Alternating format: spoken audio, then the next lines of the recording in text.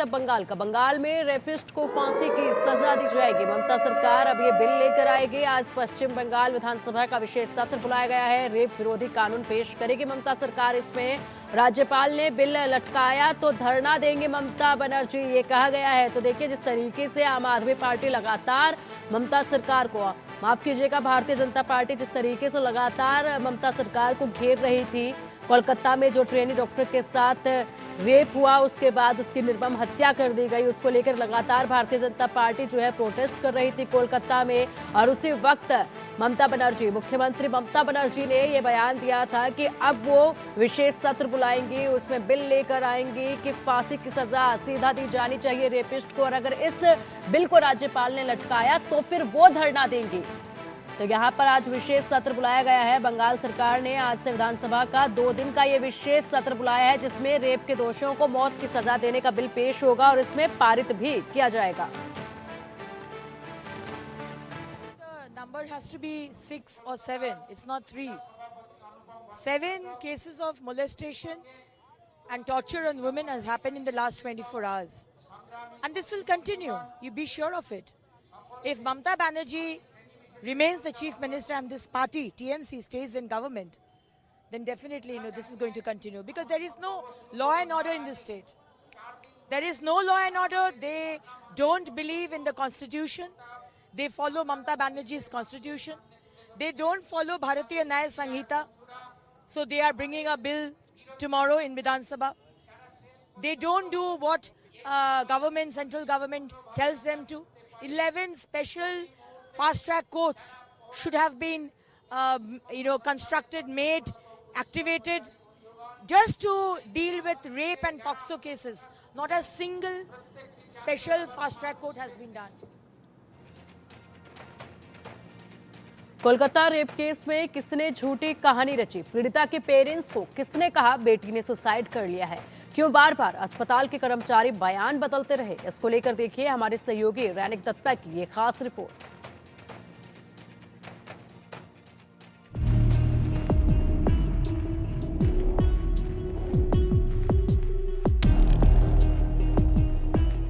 Kolkata rape case में किसने रची झूठी कहानी?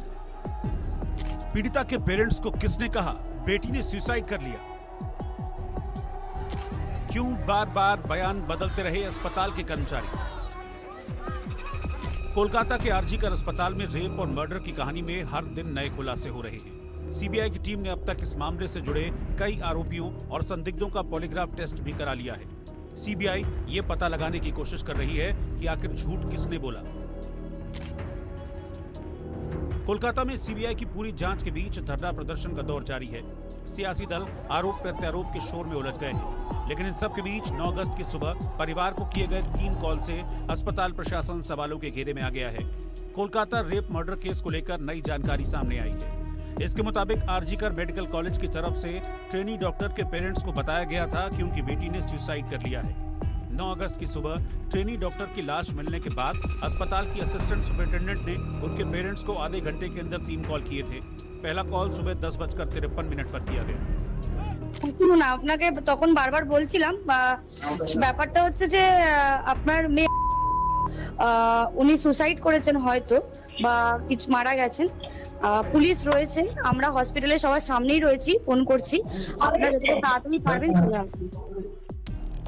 कॉल के दौरान पेरेंट्स बार बार पूछते रहे कि आखिर उनकी बेटी को क्या हुआ है, लेकिन उन्हें तो बस जल्द से जल्द अस्पताल पहुंचने को कहा गया।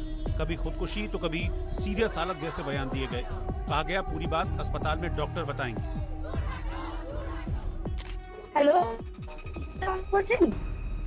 হ্যাঁ, হ্যালো, হ্যালো, কেন কে বলছে? আরজিকর হসপিটাল থেকে বলছিলাম। কেন কি হয়েছে? ওর একটু শরীরটা খারাপ হয়েছে, আপনারা কি একটু আসতে পারবেন ইমিডিয়েট? কেন কি হয়েছে কি?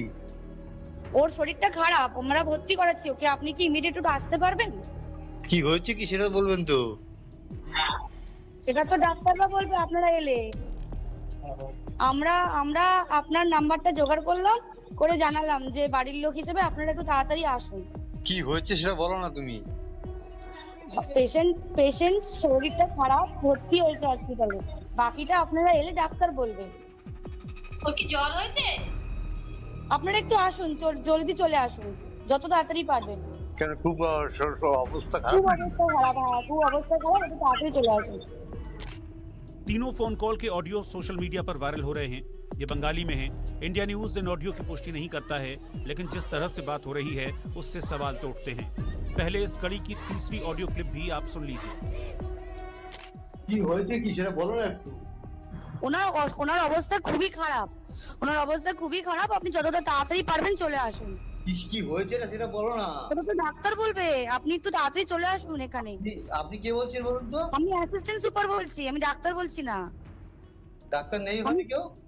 আপনার মেয়েকে আমরা এমার্জেন্সিতে নিয়ে এসেছি, আপনারা আসুন, এসে যোগাযোগ করুন। ও কি হয়েছিল কি? ও তো ডিউটিতে ছিল। আপনারা জলদি চলে আসুন, যতটা তাড়াতাড়ি পারবেন। विक्टिम के पेरेंट्स ने घटना के अगले दिन ही दावा किया था कि अस्पताल ने उनकी बेटी के मर्डर को सुसाइड बताने की कोशिश की थी। ये ऑडियो उनके इसी दावे की पुष्टि करते हैं। প্রথম 3টের সময় নাকি একজন আমার মেয়ের কাছে গেছিল, সে নাকি দেখেছিল আমার মেয়ে লাল চাদর গায়ে দিয়ে ঘুমাচ্ছে।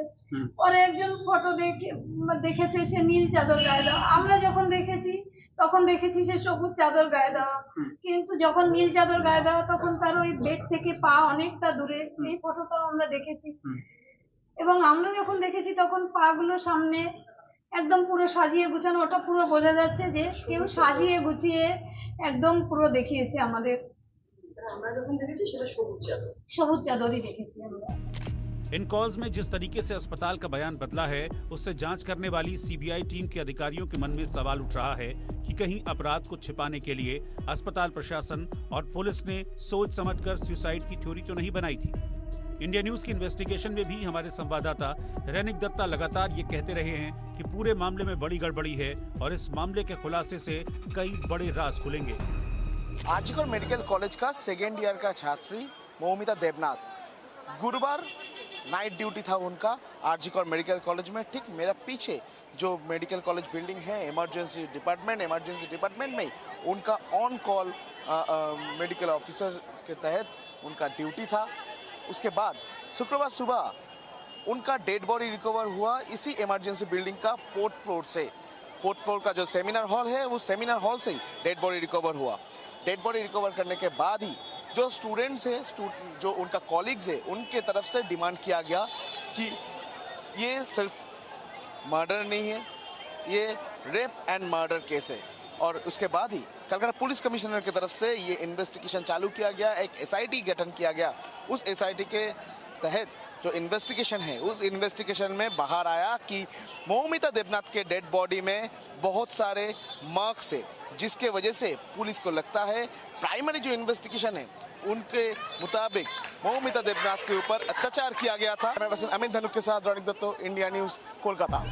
इन ऑडियो कॉल्स के सामने आने के बाद से प्रदर्शनकारी छात्र काफी गुस्से में हैं, तो पूछ रहे हैं कि अस्पताल प्रशासन विक्टिम के माता पिता को उसकी मौत की जानकारी देने में इतना मैनिपुलेटिव और बेशर्म कैसे हो सकता है। वायरल ऑडियो क्लिप को लेकर कोलकाता पुलिस की सेंट्रल डिवीजन की डिप्टी कमिश्नर इंदिरा मुखर्जी ने भी सफाई दी कि उन्होंने कभी ऐसी टिप्पणी नहीं की। Today we have seen that there are few video clips which are viral in the social media as well as in some television channels, wherein there is a discussion that probably the color of the sheet, the curtain, bed sheet, whatever you may say, which was used to cover the body, was of a different color than the previously declared color that was blue. Let me bring it to your notice that our photography and videography session had started at around 12:25 p.m. on that particular day, and the photography and videography was done in phases, not only during the seizure process, during inquest, as well as when the forensic team had arrived.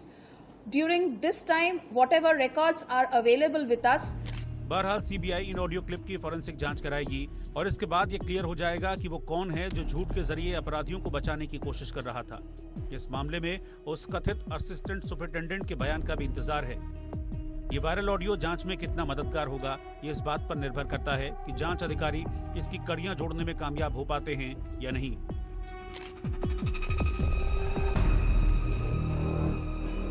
Kolkata से India news के लिए रैनिक दत्ता की report. Bulletin में वक्त चले एक छोटे से ब्रेक का। खबरों का सिलसिला लगातार जारी है, बने रहिएगा हमारे साथ।